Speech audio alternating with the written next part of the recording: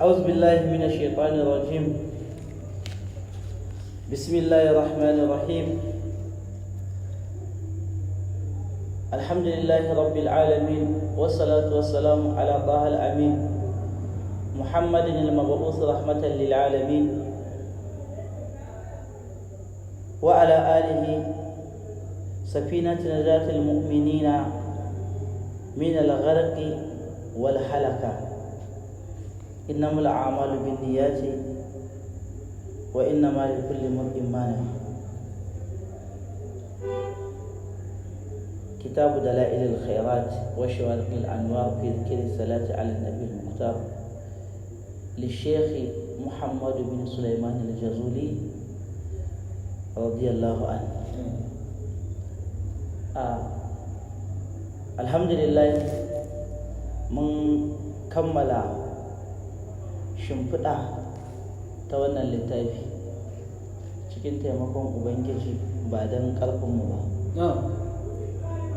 To muna so mu zo da wani abu wanda insha Allah subhanahu wa ta'ala zai kasance abu ne wanda zai nusar da al'umma akan girman salatin da kuma falalar salatin.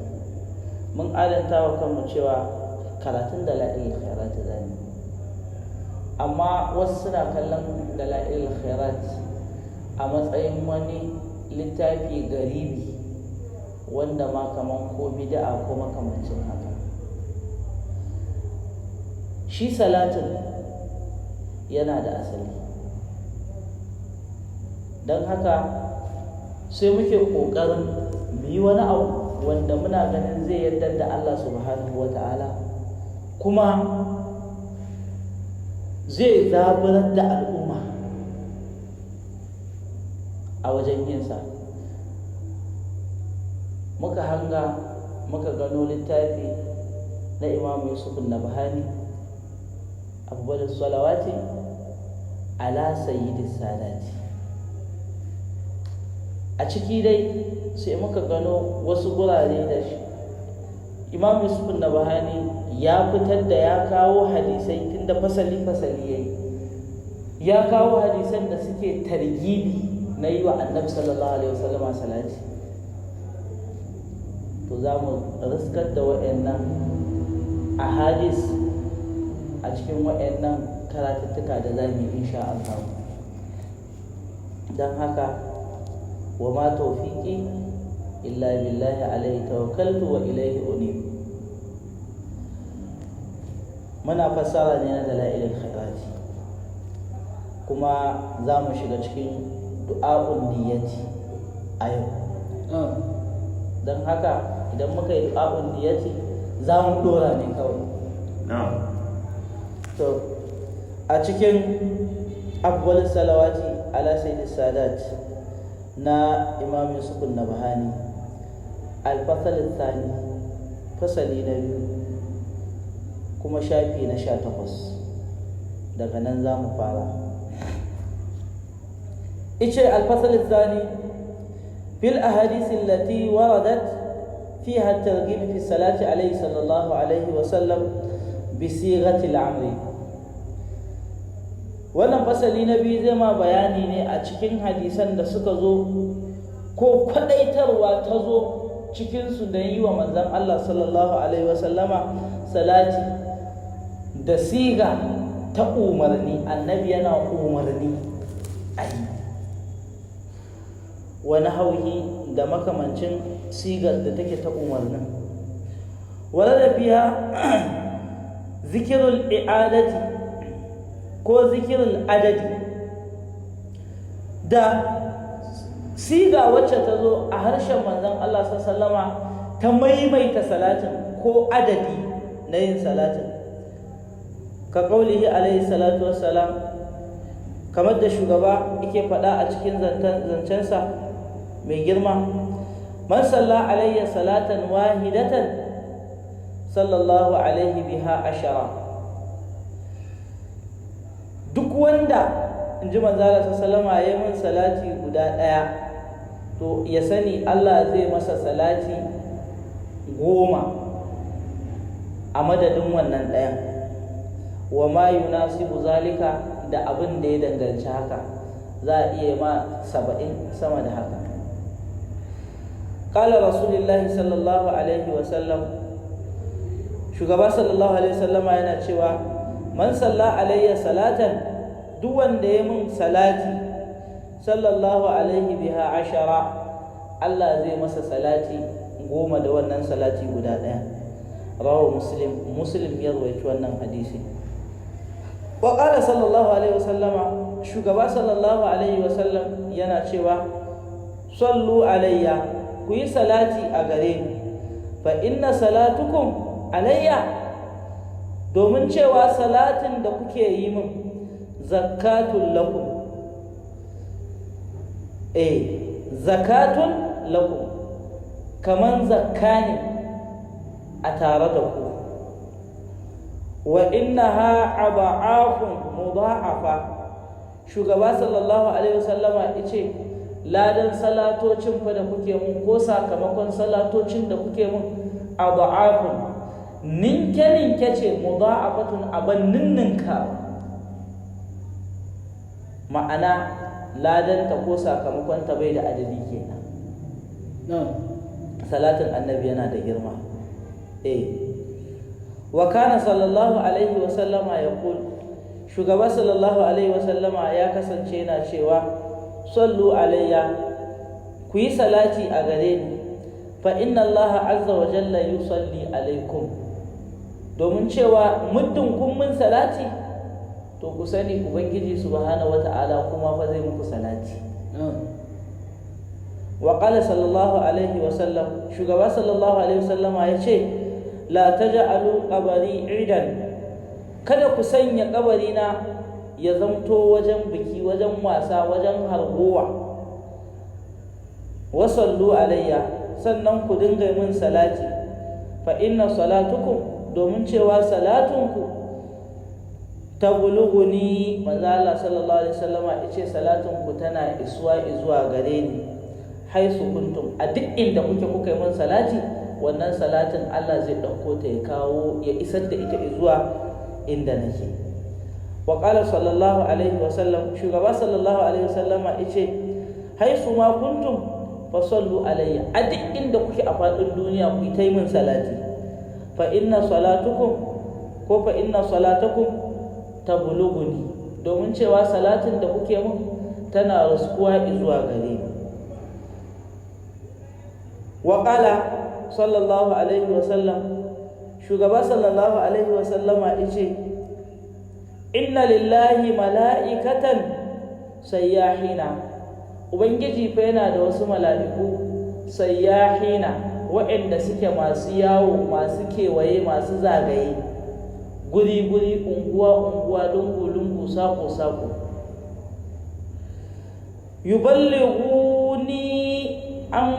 yuballighuni an ummati assalama. Wa'annan mala'ikun da suke yawo guri yawon me suke?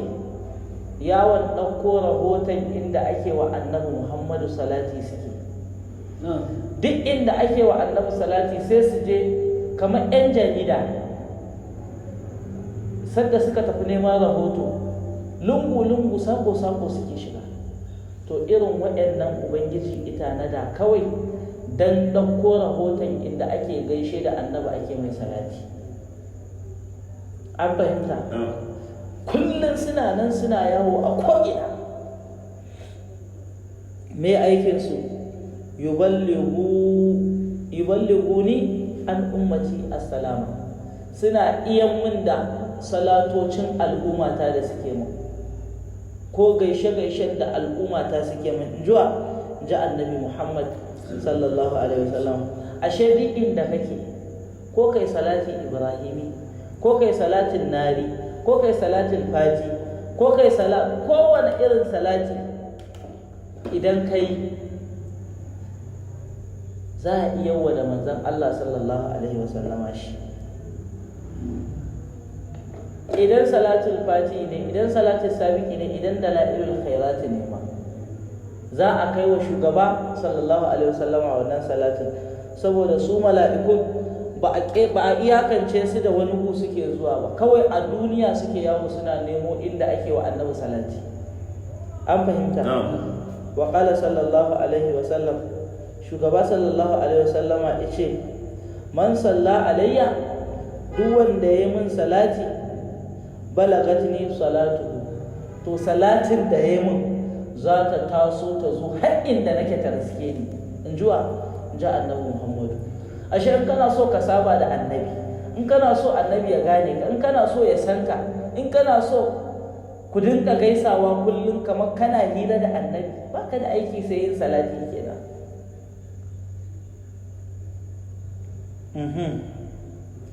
Ice balagatni salatu, salatin tasa za ta isa mun, wa sallaitu alaihi, kuma annabi ce ni ma zan masa salati. Wa kutiba lahu siwa zalika 10 hasanatin, za kuma a rubuta masa kwatankwacin wannan salatin kaman yayi kyawawan ayyuka 10, kuma a bashi ladan kyawawan ayyuka 10. Ba fa lada 10 za a baka ba. Idan kai kyakkyawan aiki shine kana da kyakkyawa lada 10 ko na'am, shine zai tafi 700 ko zuwa sama da haka. To za a baka a matsayin kayi kyakkyawan aiki guda 10, kowane kyakkyawan aiki kuma yana da ladansa wannan da aka tanada 10 zuwa 700 zuwa ninke-ninken ma. An fahimta? Shine abin da sayyidina Rasulullahi sallallahu alaihi wasallama yake faɗa.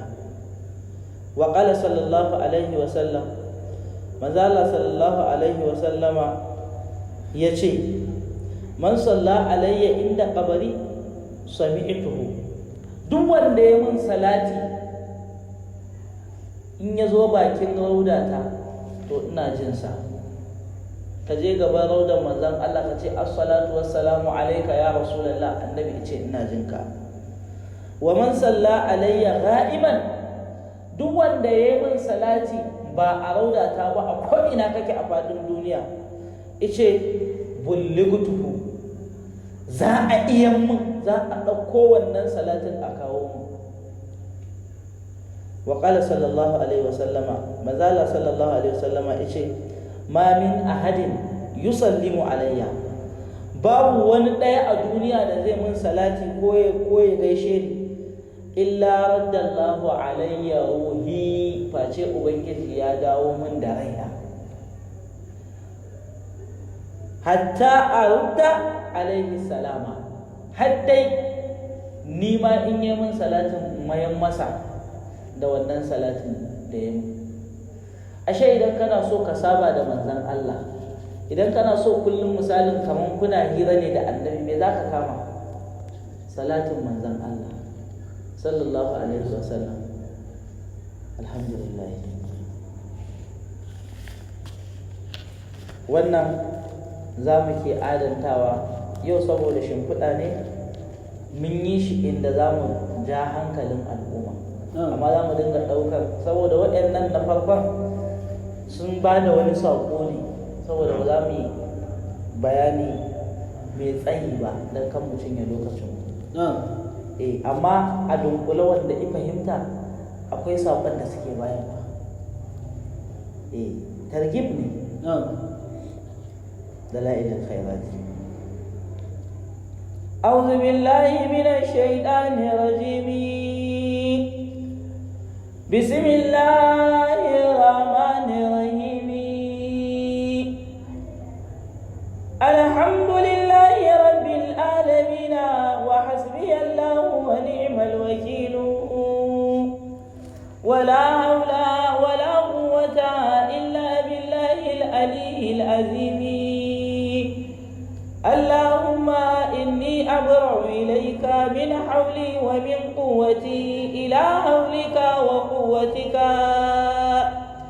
اللهم إني نويت بالصلاة على النبي صلى الله عليه وسلم امتثالا لأمرك وتصديقا لنبيك سيدنا محمد صلى الله عليه وسلم ومحبة فيه وشوقا إليه وتعظيما لقدره ولكونه أهلا لذلك، فتقبلها مني بفضلك وإحسانك، وعزل حجاب الغفلة عن قلبي، واجعلني من عبادك الصالحين. اللهم زده شرفا على شرفه الذي أوليته، وإذا على عزه الذي أعطيته، ونورا على نوره الذي منه خلقته، وأعلى مقامه في مقامات المرسلين، ودرجته في درجات النبيين. وأسألك رضاك ورضاه يا رب العالمين، مع العافية الدائمة والموت على الكتاب والسنة والجماعة وكلمتي شهادتي على تحقيقها من غير تغير ولا تبديل. واغفر لي ما ارتكبته بمنك، واغفر لي ما ارتكبته بمنك وفضلك وجودك وكرمك يا أكرم الأكرمين. وصلى الله على سيدنا محمد وآله وصحبه وسلم. وهذه صفة روضة المباركة التي دفن فيها رسول الله صلى الله عليه وسلم وصاحبه وأبو بكر وعمر رضي الله عنهما. هكذا ذكره عروة بن الزبير رضي الله تعالى عنه قال: دفن رسول الله صلى الله عليه وسلم في السهوة، ودفن أبو بكر رضي الله عنه خلف رسول الله صلى الله عليه وسلم، ودفن عمر بن الخطاب رضي الله عنه عند رجلي أبي بكر. وبقيت السهوة الشرقية فارغة فيها موضع قبر يقال والله أعلم إن عيسى ابن مريم يدفن فيه. وكذلك جاء في الخبر عن رسول الله صلى الله عليه وسلم. وقالت عائشة رضي الله عنها: رأيت 3 أقمار سقوط. وقالت عائشة رضي الله عنها: رأيت 3 أقمار سقوطا في هجرتي، فقصصت رؤياي على أبي بكر، فقال لي: يا عائشة، ليدفنن في بيتك 3 خير أهل الأرض. فلما توفي رسول الله صلى الله عليه وسلم ودفن في بيتي، قال لي أبو بكر: هذا واحد من أقمارك، وهو خيره صلى الله عليه وسلم كثيرا. فصل في كيفية الصلاة على النبي صلى الله عليه وسلم. بسم الله الرحمن الرحيم. صلى الله على سيدنا ومولانا محمد وآله وصحبه وسلم.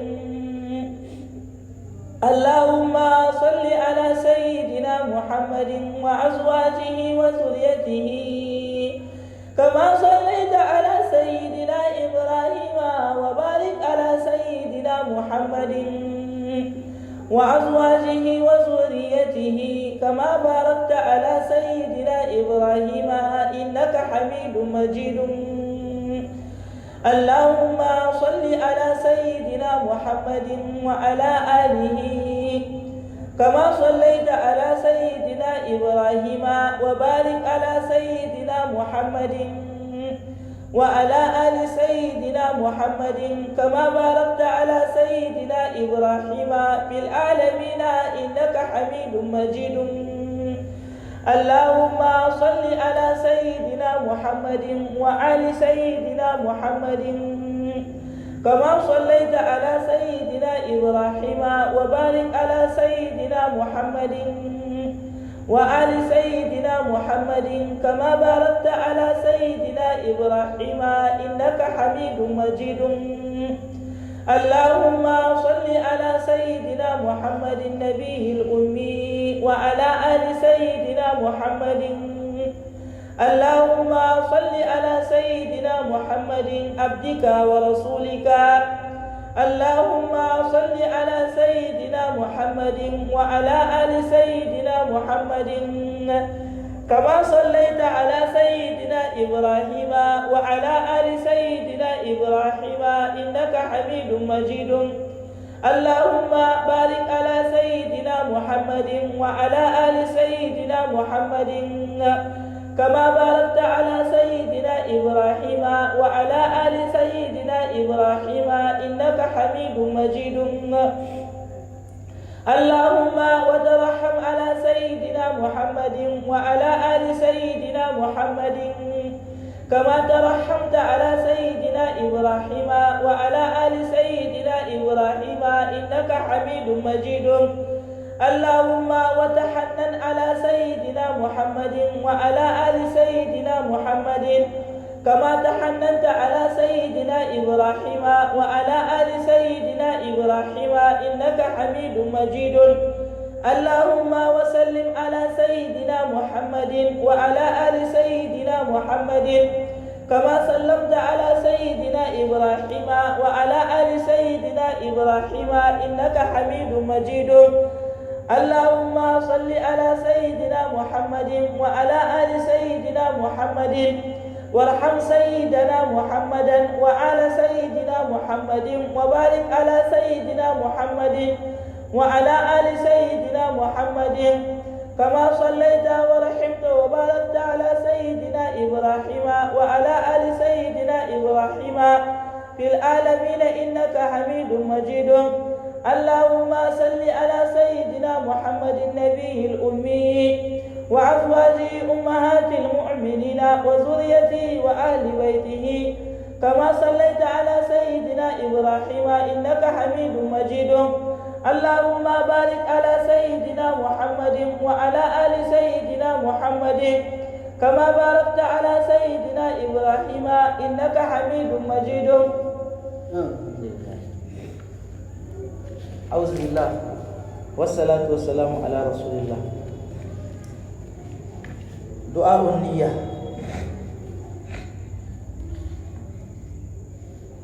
الحمد لله رب العالمين. malam ice yabo da godiya sun tabbata a bisa ubangijin talikai. Wa hasbiyallahu, ubangiji subhanahu wata'ala shine maishina, wa ni'mal wakilu, madalla maishi ubangiji. Wala haula, babu dabara a cikin wannan aiki, wala quwwata, babu ƙarfi gare ni illa billahi, sai ga Allah al-ali madaukaki al-azimi mai girma.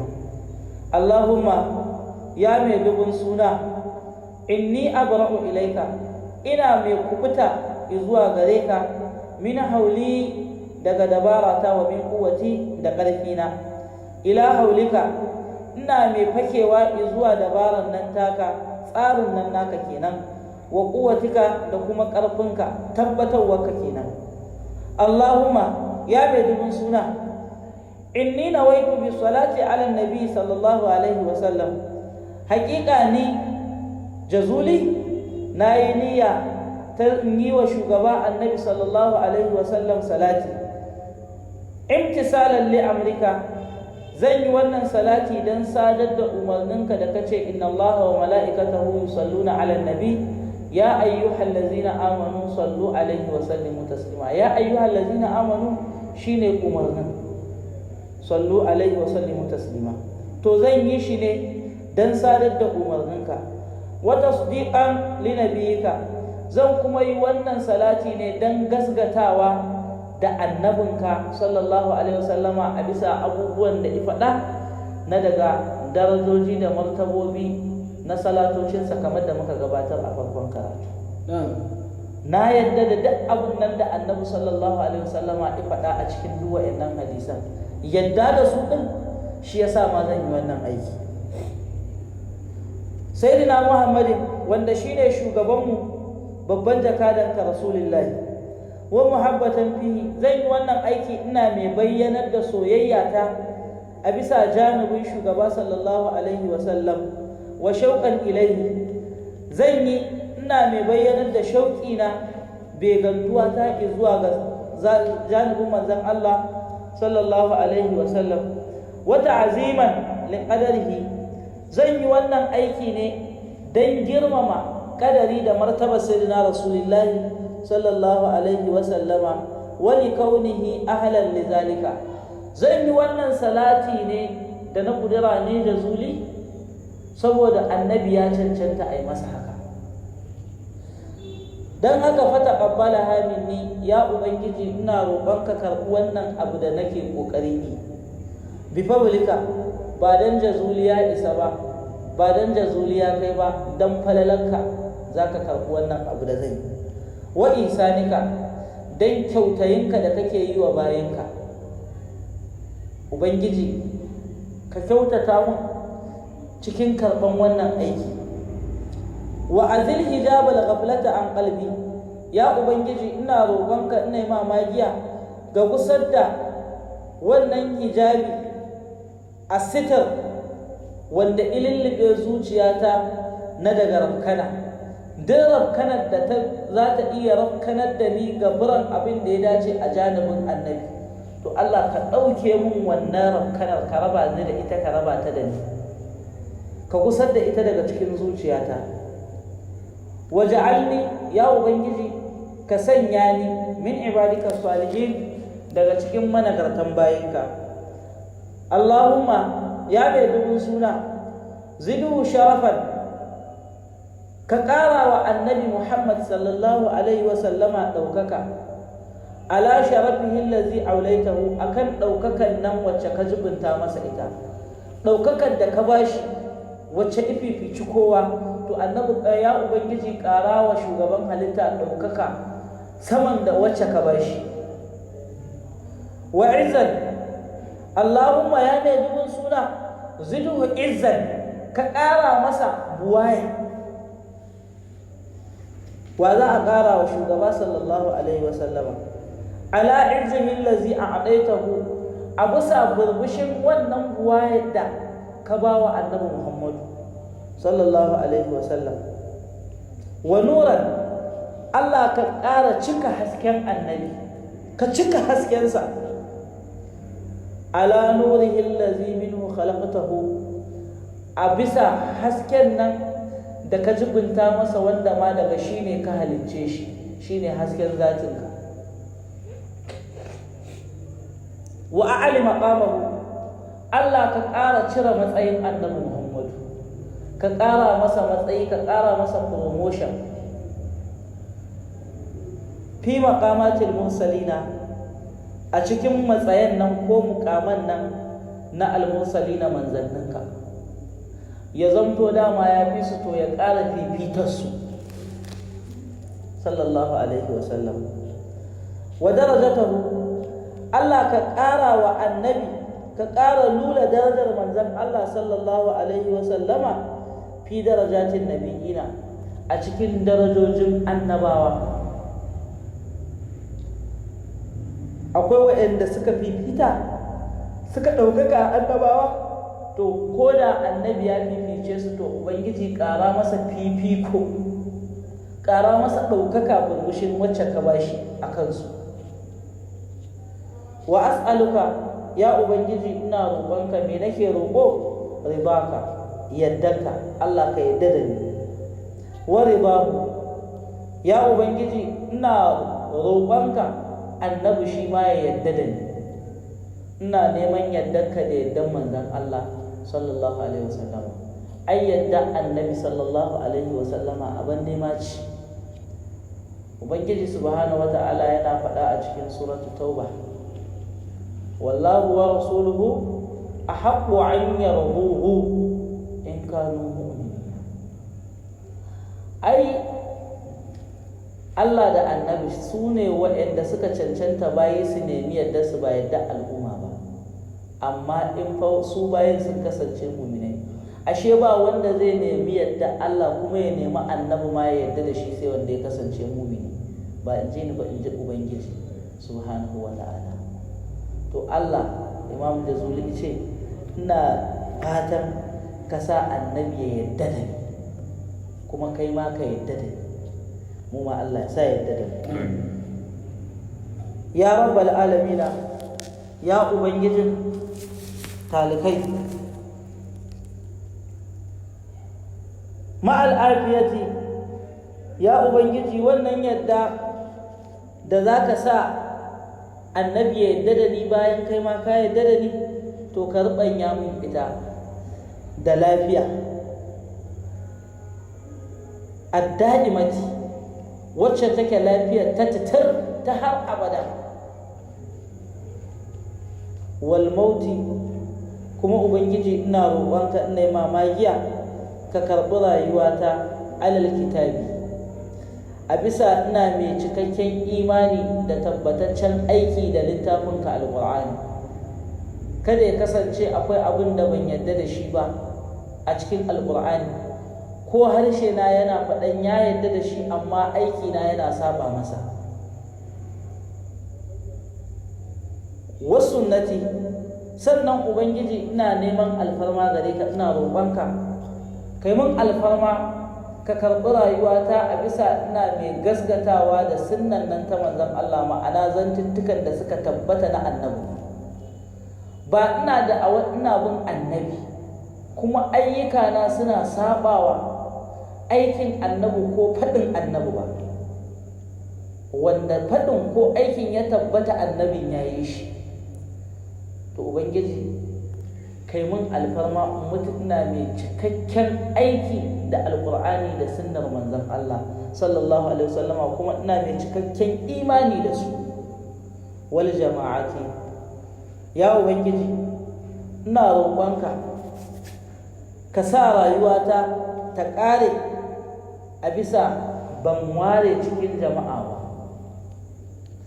ina mai bin abin da kunzumin al'umma suke a kai amma na daidai, ba wanda ya saba ma ko ya saba wa koyarwa annabinka ba. Wa kalimatai shahadati, ya ubangiji ina roƙonka ka karɓi rayuwata a bisa ina mai maimaita kalmomin nan na shahada, su ne la ilaha illallah muhammadu rasulullah, ko ashhadu an la ilaha illallah wa ashhadu anna muhammadar rasulullah, su ne ashhada. Ai a haƙiƙa su shahadatai ne, ashhadu an la ilaha illallah ta ɗaya kenan, wa ashhadu anna muhammadar rasulullah, su ne alkalmatai ashhada, kalmomi biyu na shaidawa. An gane, ala ta haƙiƙiha, ya ubangiji na mutu ina mai tabbatarwa a bisa yadda ka saukar da ita wannan kalmar shahada. Da yawa wanda yake furta kalmar shahada yana ashhadu an la ilaha illallah, amma zuciyarsa tana ƙaryata cewa Allah ilaha illallah. Yana ganin akwai wasu waɗanda idan su ma fa ba a bi su ba akwai matsala. Yana ganin akwai waɗanda in ba a yi musu abin da suke nema ba akwai matsala. Haka bai shaida Allah ilaha illallah ba. Yana shaidawa wa ashhadu anna muhammadar rasulullah, amma zuciyarsa wani bangaren yana gaya masa cewa akwai waɗanda za a iya wa da'a sama da annabin ma, akwai waɗanda za a yi musu da'a daidai da ta annabin, akwai kuma wanda za a yi musu da'a ko da dai ta annabin ta gota, to su ma sun cancanta kuma a yi musu. Wanda ya yi wannan ƙudiri ashe shi ma bai zamto yana kan yadda asalin kalmar shahada take ba. Kalmar shahada yadda take asali shine qul in kana aba'ukum aw abna'ukum zuwa ƙarshe.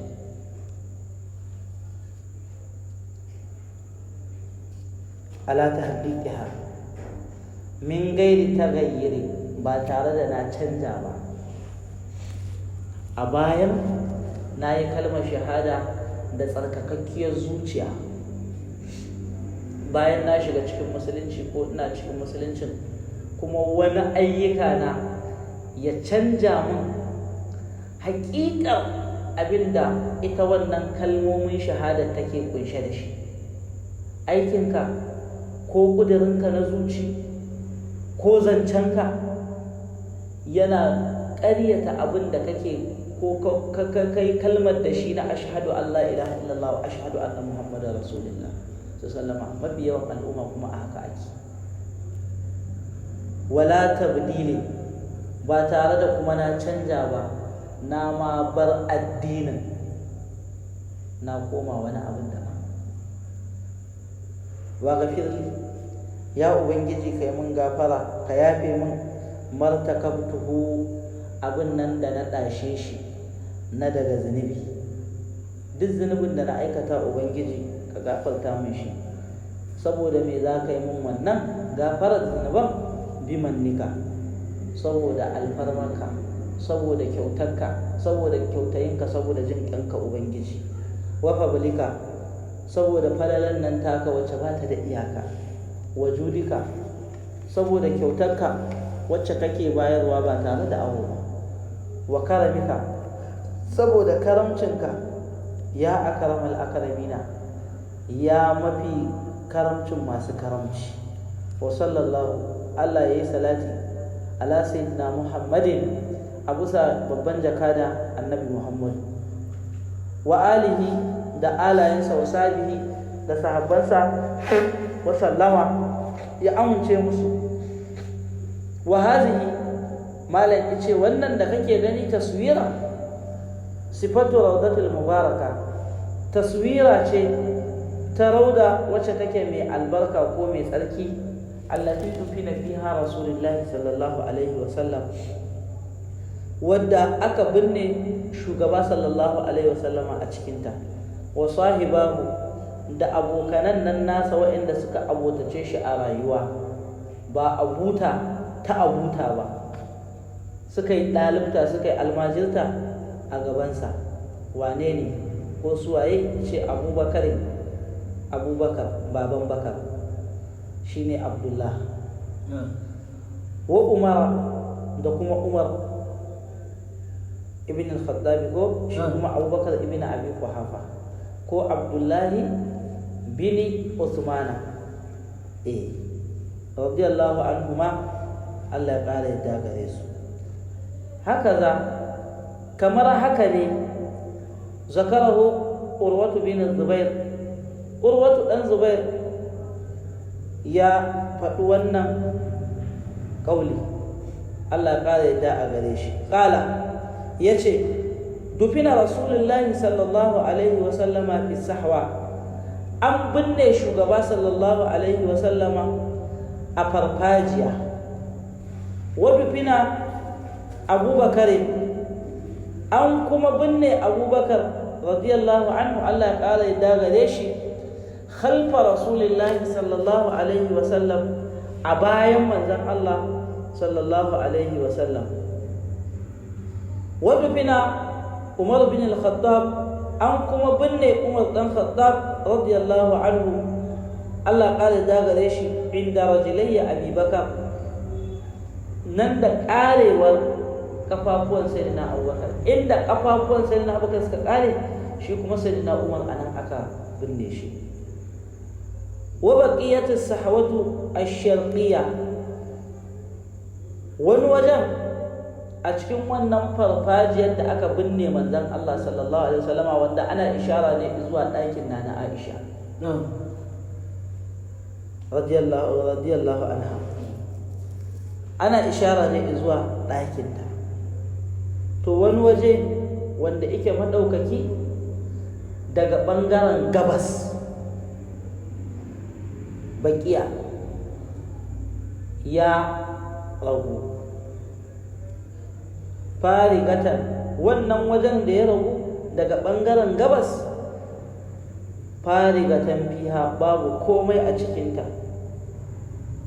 Mawdu'i kabarin, gun zai yi daidai kabari, gurbin kabari, za a iya yin kabari a wajen. Yuqalu, ana cewa wallahu a'lam, amma Allah shine mafi sanin abin da ake faɗa din. Me ake faɗa din? inna Isa ibn Maryama cewa hakika Isa dan Maryam yudfana fihi shi za a binne a wannan gurin bayan ya dawo duniya sun haɗu da Imamul Mahdi sun daga kalmar Allah sun yaƙi duk wanda yake addinin bata. Annabi Isa ya karya cross, to idan Ubangiji ya karɓi rayuwarsa shi ma a wani ƙaulin aka ce za a kai shi raudan manzon Allah sallallahu alaihi wasallama ɗakin na Aisha a binne shi a wannan waje da ya ragu daga ɓangaren gabas. Waka zalika ja a fil khabar, kaman haka labari dai ya zo an rasulillah sallallahu alaihi wasallama aka ce kuma wai daga manzon Allah sallallahu alaihi wasallam ya faɗi haka.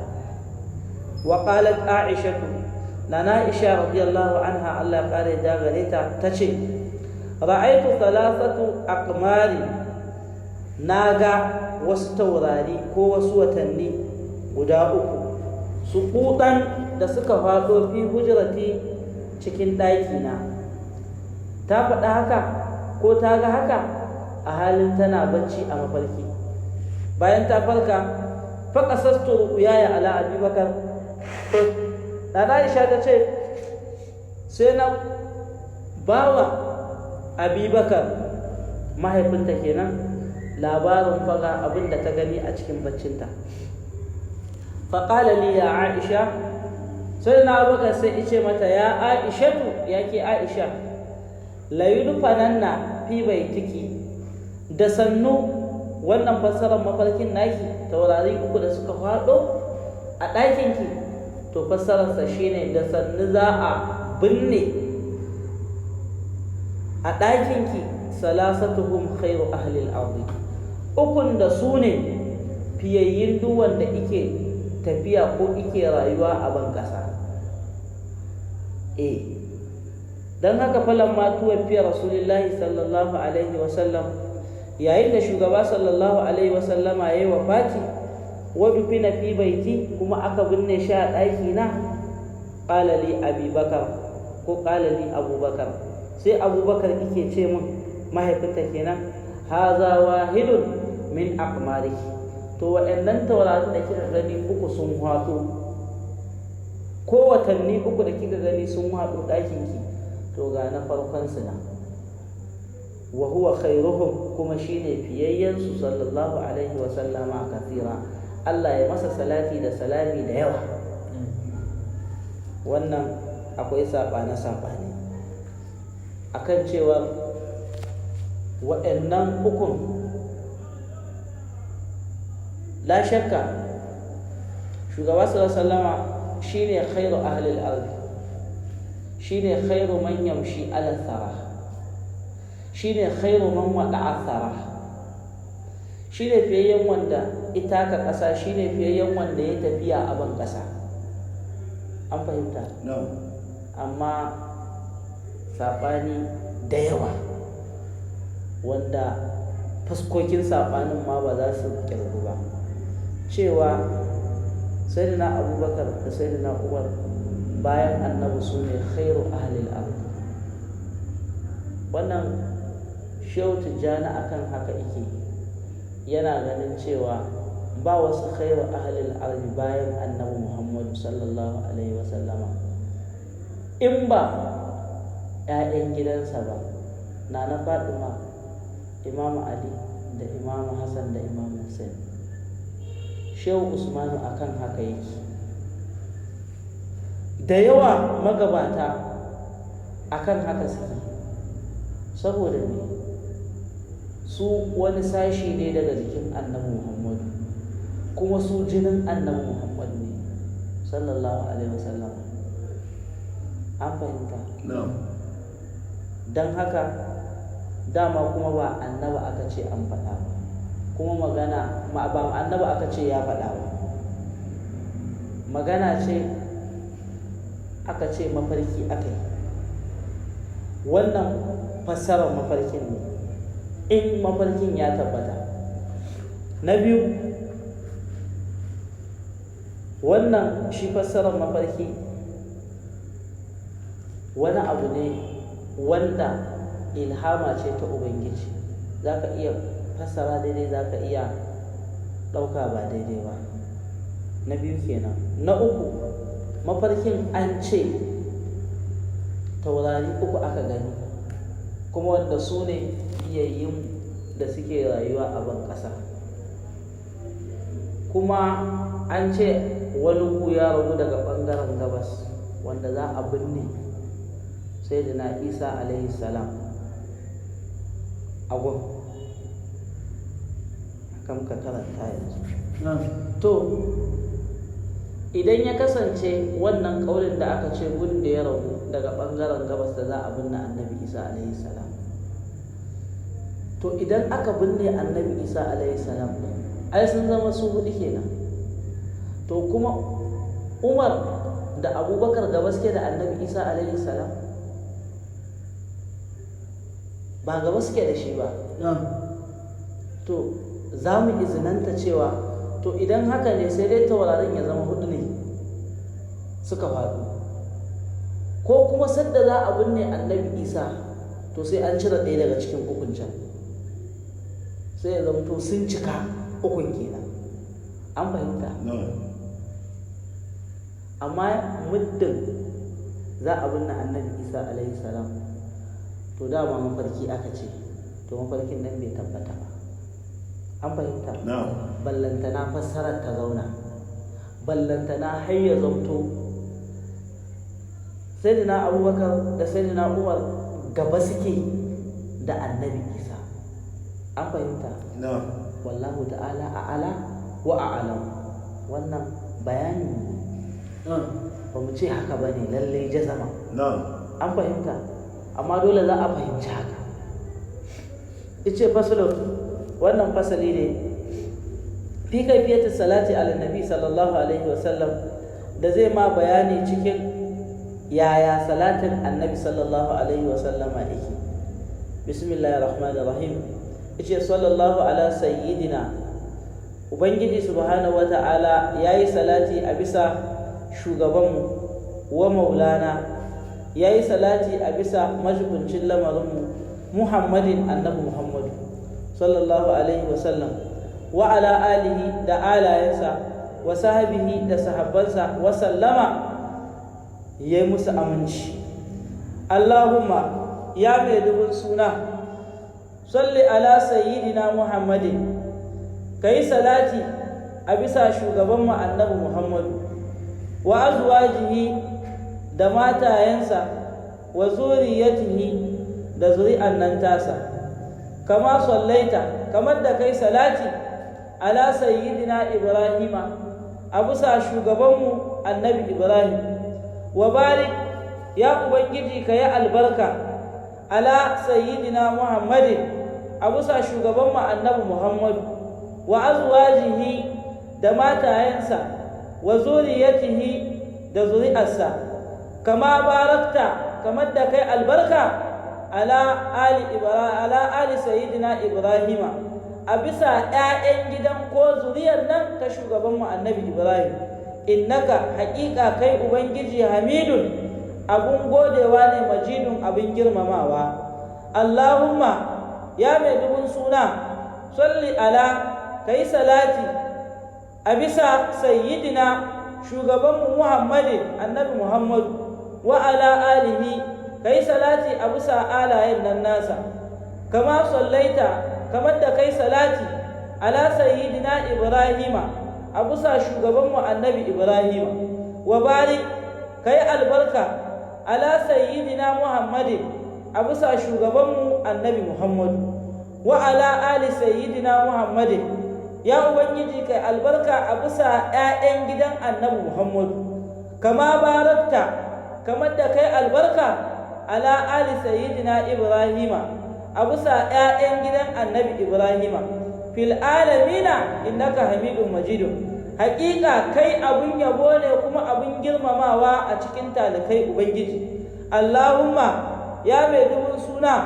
salli ala kai salati a bisa sayyidina Muhammadin shugabanmu annabi Muhammadu wa ali sayyidina Muhammadin kai salati a bisa ƴaƴan gidan annabi Muhammadu kama sallaita kamar da kai salati ala sayyidina Ibrahima a bisa shugabanmu annabi Ibrahima wa barik ya ubangiji kai albarka ala sayyidina Muhammadin a bisa shugabanmu annabi Muhammadu wa ali sayyidina Muhammadin ya ubangiji kai albarka a bisa ƴaƴan gidan annabi Muhammadu alayansa kama barakta kamar da kai albarka ala sayyidina Ibrahima a bisa annabi Ibrahim innaka hamidun majidun haƙiƙa kai abun godewa ne abun girmamawa Allahumma ya mai dubun suna salli ala kai salati a bisa sayyidina Muhammadin shugabanmu annabi Muhammadu annabiyul ummi annabi wanda yake takama da wahayi wa ala ali sayyidina Muhammadin kai salati a bisa ƴaƴan gidan annabi Muhammadu Allahumma ya mai dubun suna salli ala sayyidina Muhammadin kai salati a bisa shugabanmu annabi Muhammadu abdika wanda shine babban bawanka wa rasulika shine shugaban manzanninka Allahumma ya mai dubun suna salli ala sayyidina Muhammadin kai salati a bisa shugabanmu annabi Muhammadu wa ala ali sayyidina Muhammadin kai salati a bisa alin gidan annabi Muhammadu kama sallaita kamar da kai salati ala sayyidina Ibrahima a bisa shugabanmu annabi Ibrahima wa ala ali sayyidina Ibrahima kuma kamar da kai salati a bisa ƴaƴan gidan annabi Ibrahima innaka hamidun majidun haƙiƙa kai abun godewa ne kuma abun yabo ne Allahumma ya mai dubun suna barik kai albarka ala sayyidina Muhammadin a bisa shugabanmu annabi Muhammadu wa ala ali sayyidina Muhammadin kai albarka a bisa ƴaƴan gidan annabi Muhammadu kama barakta kamar da kai albarka ubangiji ala sayyidina Ibrahima a bisa shugabanmu annabi Ibrahima wa ala ali sayyidina Ibrahima kamar da kuma kai albarka a bisa ƴaƴan gidan annabi Ibrahima innaka hamidun majidun haƙiƙa ubangiji kai abun godewa ne kuma abun girmamawa Allahumma ya mai dubun suna wata raham ala sayyidina Muhammadin kai rahamarka a bisa shugabanmu annabi Muhammadu wa ala ali sayyidina Muhammadin kai rahamarka a bisa ƴaƴan gidan annabi Muhammadu kama ta rahamta ala sayyidina Ibrahima kamar da kai rahamarka a bisa annabi Ibrahim wa ala ali sayyidina Ibrahima kamar da kai rahamarka a bisa ƴaƴan annabi Ibrahim innaka haƙiƙa kai hamidun abin yabo ne majidun abin girmamawa Allahumma ya mai dubun suna wata hannan ala sayyidina Muhammadin ka tausasa a bisa shugabanmu annabi Muhammadu wa ala ali sayyidina Muhammadin ya ubangiji ka tausasa a bisa ƴaƴan gidan shugabanmu annabi Muhammadu kama ta hannanta ala sayyidina Ibrahima kamar da ka tausasa a bisa annabinka annabi Ibrahim wa ala ali sayyidina Ibrahim kamar da ka tausasa bisa ga ƴaƴan gidan annabi Ibrahim wato ita tausasawas shine ubangiji subhanahu wata'ala da malam yace Allahumma wata hannan ala sayyidina Muhammadin ya ubangiji ka tausasa a bisa shugabanmu annabi Muhammad wa ala ali sayyidina Muhammadin sannan ka tausasa wa ƴaƴan gidan annabi Muhammad kamata hannanta ala sayyidina Ibrahim yadda ka tausasa wa annabi Ibrahim lokacin da Namaruz ya haɗa wannan wuta da shi da al'ummarsa bayan an yi waƙi a sassara gumaka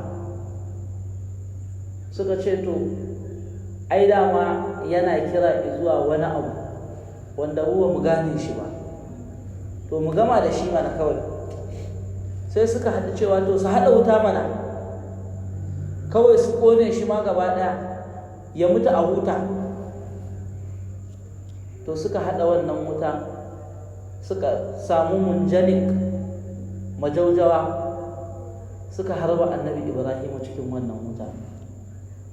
Ubangiji ice fa arado bihi kaidan faja'alnahumul asfalina, sun nufi mummuna ga annabi Ibrahim shine su halakar da shi, su sai muka sanya su sune makaskanta, annabi Ibrahim shine madaukaki. Qulna ya naru kuni bardan wa salaman kuma ala Ibrahim. Ubangiji ice muka ce wa wutar, ke wuta kuni bardan, kasance sanyi, wa salaman, sanyin kuma ya zamto mai aminci ala Ibrahim, a bisa Ibrahim. To wannan ita ce tausasawar da aka yi wa annabi Ibrahim. Ubangiji ya tausasa wa annabi Ibrahim kenan. Sai tausasawa ta biyu da Allah ya yi wa annabi Ibrahim shine ya ba shi ɗa annabi Ismail, a bisa ya kai shekaru wanda wa yana ƙoƙarin ko yana tunanin ba ma shi da wanda zai gaje shi.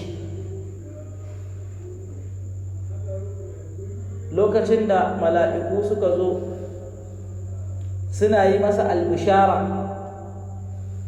cewa zai haihu, sai ike cewa abashartumuni ala an masaniyar kibar, muna ganin na tsufa, ya za ku mun bishara ku ce zan haihu. Fami wata bashirun, kun zo ku ne mun bishara, game kuke mun bishara. Ka ce bashar naka bi gulami alimi, muna ma albishara ne da ɗa, Ubangiji ya tsara ya ƙaddara ma za ka haihu. Wa mur'atuhu qa'imatan fa dhahikat, matarsa na Saratu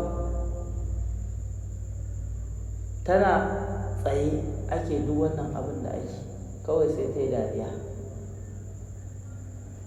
Tana ganin wani abu ne wanda ba a saba da shi ba. Tsofaffi waɗanda shekarunsu sun wuce lokacin haihuwa, ita ta kai haddin ya'asi ma ai, ta kai haddin ya'asi, ko jini ya daina zuwa saboda mahaifarta ta riga ta bushe. Shine mata suke kaiwa ya'asi, suke ya'asi, akwai haddin da suke kaiwa ko al'ada ba sa yi. Mahaifar ta riga ta bushe, ba wani abu da zai zauna a ciki. Dama shi jinin ai alama ce ta ɗaukan ciki da saukarsa. To wacce take kwaya isa, ai ciki ba ma zai zauna mata ba. To shekarunta ma sun kai haddin ya'asi, sai ta yi dariya tana ganin wannan abu ne ma wanda ba zai yi ba kawai. To a wannan hali Ubangiji ya ji ya tausasawa annabi Ibrahim a wannan girma, kuma ya ba shi ɗa. Bayan an ba shi annabi Ismail wa Yaquba nafila, aka ƙara masa da Yaquba wannan Ishaq ko? Bayan an bashi kuma aka ƙara masa da annabi Ishaqu. Ubangiji yace kai bayan Ishaqun ma wa Yaquba nafila, har jika ma sai ka samu. An tausasa masa, ma'ana an wanzar da tsatsansa. An fahimta? Shine tausasawar da aka yi masa. Tsatsansa bai ƙare ba. Bayan kuma an ba shi Ismail ɗin, kuma aka zo aka ce yanka shi a mafarki. Ya abati inni ara fil manami anni azbahuka fanzur ma za tara. Ya abati al ma tu'mar satajidni insha Allah min as-sabirin. falamma aslama wa tallahu lil jabin zuwa ƙarshe ya kasance aka kuma ƙara jin kansa shi annabi Isma'ila ubangiji ya ce wa fadainahu bi zubhin azimi har aka yi kira ma ya Ibrahim an sadaqta ru'ya ka gaskata wannan mafarkin da kai an ji kansa to shine Imamu Jazuli to wannan kuma jin kan da aka yi wa 'ya'yan gidan annabi Ibrahim shine fansar shi annabi Isma'il da aka yi daga wannan yanka an ji kan annabi Isma'il to shi kenan an kaddara annabi Isma'il shugaba sallallahu alaihi wasallama shi kuma zai fita daga tsatsansa to shi kuma annabi Ishaqu fa shi ma sai aka ji kansa da yaya sai aka ba shi ɗa annabi Yaqub shi ma sai aka ƙara ba shi ɗa annabi Yusuf ma'ana dukkan zuri'a ba a batta kowa an mafitar da ita ba an ji kansu to shi ne ike roƙo shi Imamu Jazuli ce ya ubangiji ka tausasa wa zuri'an nan ko ka tausasa wa annabi Muhammadu Allah kar ka wuce hasken manzon Allah an fahimta su ma zuriyar annabin Allah ka tausasa wa annabi a cikinsu ma'ana Allah ka wanzar da zuri'ar annabi Muhammadu ka wanzar da ambatanta an fahimta saboda me innaka hamidun ya ubangiji kai abun godewa ne a kowane irin yanayi majidun kuma abun girmamawa ne kai Allahumma ya mai dubun suna wasallim kai aminci ala sayyidina Muhammadin a bisa shugabanmu annabi Muhammadu wa ala ali sayyidina Muhammadin kai aminci a bisa 'ya'yan gidan shugabanmu annabi Muhammadu kama sallamta kamar da kai aminci ala sayyidina Ibrahima a bisa shugabanmu annabi Ibrahim wannan amincin shine qulna ya naru kuni bardan wa salaman ala Ibrahim an gane shine amincin to wani aminci za a yi wa annabi Muhammadu shi ne fansar mahaifin shugaba sallallahu alaihi wasallama da aka yi da wa'annan raƙuma guda 100 a lokacin da kakan shugaba sallallahu alaihi wasallama Abdul Muttalabi yayi bakance cewa in Allah ya ba shi ƴaƴa maza suka kai 10 zai kama ɗaya yanka a cikinsu suka kai aka ce yi abin da ka ce yayi kaza aka ce ba shi ba yayi kaza aka ce ba shi ba yaje gun masu fassarar mafarki suka ce je ka gabatar da ɗan ka gabatar da ya kama kai zai yanka shawa suka ce a'a aka tafi gun masu fassara suka ce to shikenan ai sai na Abdullahi ya kama mahaifin manzon Allah sallallahu alaihi wasallam shawa suka ce a'a don haka aje a gabatar da ɗan da raƙuma 10 har ubangiji ya yadda ya fanshi ɗan sai da aka fanshe shi da raƙuma guda 100 wannan jin ƙai ne ko aminci ne ga annabi Muhammadu sallallahu alaihi wasallam an gane kamar da kai aminci a bisa shugaban annabi Ibrahim innaka haƙiƙa kai ubangiji hamidu abin godewa ne majidun abin girmamawa Allahumma ya bai dubun suna salli ala kai salati a bisa sayyidina Muhammadin shugabanmu annabi Muhammad wa ala ali sayyidina Muhammadin kai salati a bisa ƴaƴan gidan shugabanmu annabi Muhammad warham ka ji kan sayyidina Muhammadan jagoranmu annabi Muhammad wa ala sayyidina Muhammadan ka ji kan ƴaƴan gidan shugabanmu annabi Muhammad wa barik ya ubangiji ka yi albarka ala sayyidina Muhammadin a bisa shugabanmu annabi Muhammadu wa ala ali sayyidina Muhammadin kai albarka a bisa ƴaƴan gidan shugabanmu annabi Muhammadu kama sallaita kamar da kai salati wa rahimta ka ji kai wa barakta kai albarka ala sayyidina Ibrahima a bisa shugabanmu annabi Ibrahima wa ala ali sayyidina Ibrahima da ƴaƴan gidan shugabanmu annabi Ibrahima fil alamin innaka hamidun majidun hakika kai abun godewa ne kuma abun girmamawa a cikin talikai Allahumma ya bai dubun suna salli ala sayyidina Muhammadin kai salati a bisa shugabanmu annabi Muhammadu annabi wanda yake annabi tsantsa wa azwajihi da matayensa kai salati a gare su al-ummahatil mu'minina waɗanda suka kasance uwaye na mu'minai wa zuriyatihi ya ubangiji kai salati a bisa zuriyar nan ta annabi Muhammad sallallahu alaihi wasallama wa ahli baitihi kai salati a bisa ahlul baitin annabi Muhammad anan malam yayi mana bayani